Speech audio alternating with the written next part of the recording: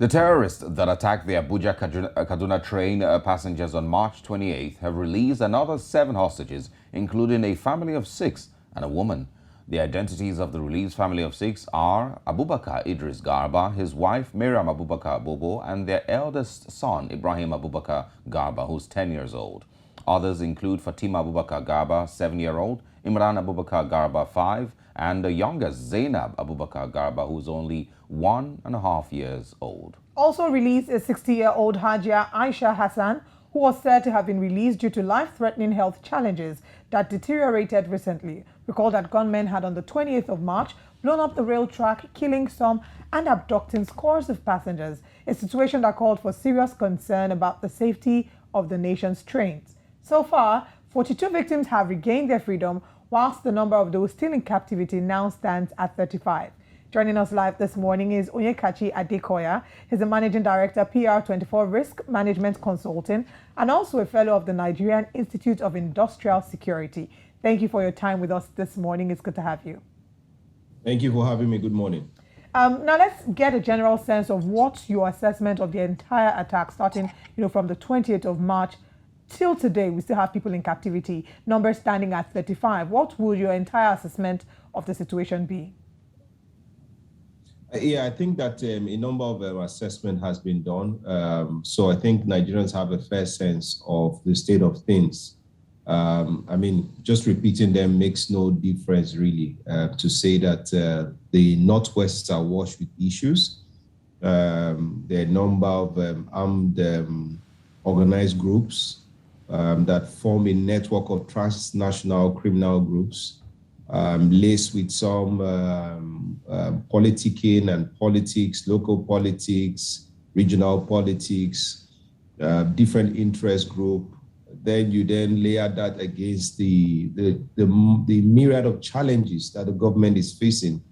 What some of us are not aware of is that a significant posture, a significant percentage of our national security posture is currently holed up in the Northeast, with the military also having special operations in the Southeast and South-South. So that leaves the Northwest and the North Central coming to the Southwest, a bit like the underbelly of our force posture in Nigeria, which is why you're seeing a lot of issues come up in the North Central and the Northwest. It's just because we don't have the capability or the capacity to deal with the issues we're having. So these are all crimes of opportunity. Once your force posture is not correct, then it's just a free day for every criminal who has the intent and capability to carry out some of these things. So we continue to play catch up. That's just the assessment because we are not correctly structured. Whether it's 50 people kidnapped, 100 people kidnapped, incidents in Niger, in Katsina, in Zamfara, in Sokoto, in Ondo, in Kogi. Those are just symptoms of a deep-seated problem. So that's my assessment of the entirety of the things that have been happening in the security space. Well, I also want us to talk about our response, because this has been going on since 28th of March. But if you go, even in the past, as early as, when we still had a high level of Niger Delta militancy, where there were still kidnappings, then it doesn't seem like Nigeria learned anything about a response to kidnapping in the last decade or even more. And we currently have also seemingly done nothing. We've let these victims just stay there without any. I don't think there's been any proper response from government. Would you agree with that, or do you think that the Nigerian government is doing the best that it can?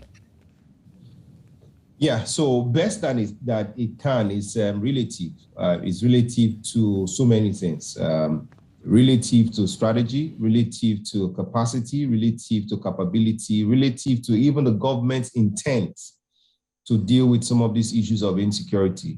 At best, I would always say that a man cannot give what he does not have. So there are certain capabilities that we don't have, and which we don't speak so much about in the open space like this.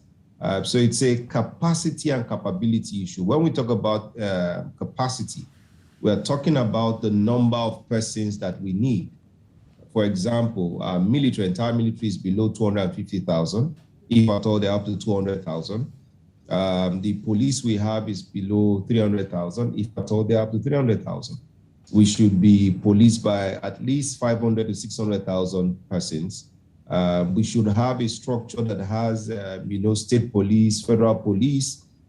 And then if you have incidents like this, the police should respond first. If they can't deal with it, then the military responds. Then we know that at least we're having a concentric approach to addressing the issue of security. But there's so many things that are not right with our national security psyche, as it were. Now, to your question as to if at all we are learning, we are learning. And there's institutional knowledge, so we are learning. When kidnap was rife in the southeast, what we saw was that for the governors to deal with those issues, they had to go local. If you recall, it took the Bakassi boys to quell the madness, as it were, then in the southeast. Then in the south, they also had to go local. There had to be some meetings with some of the militants, so they had some local approach to it, and it was resolved. In the northeast also, without the component, the civilian JTF component, the multinational joint task force would not have achieved the kind of success they have achieved. Now in Northwest, I think they are realizing this, but we're having different sound bites from the Northwest, from the governor in Zamfara calling everyone to arm themselves, which is not new. A defense minister in this country has also advised Nigerians to arm themselves. To Kebbi once had a very strong vigilante force that kept the peace in Kebbi, but for some political reasons, they disbanded. Then the Kebbi attack happened on GB Foods factory. Then they're trying to reorganize. So clearly, we now see, even from the Benue State governor, that states can no longer rely only on the federal government for their security, because the federal government is not the best tier of government to deal with local issues of security. The federal government should be primarily focused on the protection of the territorial integrity of Nigeria. So are we learning? Yes. Are we learning fast enough? No. Then you then go into the other issues of capability. We as a country, the most populous Black country in the world, we are relying too much on foreign partners for our own local needs. When you talk about the Kaduna incident, how can Nigeria, with a landmass of 923,000 square kilometers, not be able to correctly police its own territory? It's an aberration. The camps of these bandits are known. At least we have a fair sense of the general area, the forest regions in which they are. But as a country, we don't have thermal imaging drones. That is the truth. The Super Tucano aircraft that was purchased, I would that the military will come and tell us if at all they have night vision capability, because it would seem like when those planes were sold to us, certain capabilities were stripped off, which is why we're not hearing those Super Tucanos operating at night. So the things that we need, we do not have. And then the military has to go bare-chested to address some of these issues. So as a country, I don't think we have prioritized security long enough to form a national security strategy that is quite preemptive, precautionary, and then a bit long-term. So we will continue to play catch-up because we are quite flat-footed in our approach to matters of security. And that's just the long and short of it. There's no need to pontificate on these things. I'm afraid we've run out of time, but if you can answer this in 30 seconds, that'll be very much appreciated. You've talked about the fact that we should push for state policing, community policing, but we do not have enough police officers. Would this maybe be a time to open up the portals, hire more people and train more people? Would that be, or what can we, suggest to sort out that issue? Yeah, frankly, the governors don't want state police. I don't want Nigerians to believe that they want state police. The governors, in all honesty, cannot afford at this current state police. Some governors cannot pay salaries as it stands. So in real terms, they cannot afford additional burden. That's why the governors are playing politics with state police. But it is time for state police, and the states and people in the state should call their governors to order. It's time, if the 36 state governors in Nigeria, insist on state police. They control the House of Assembly members. They control the senators.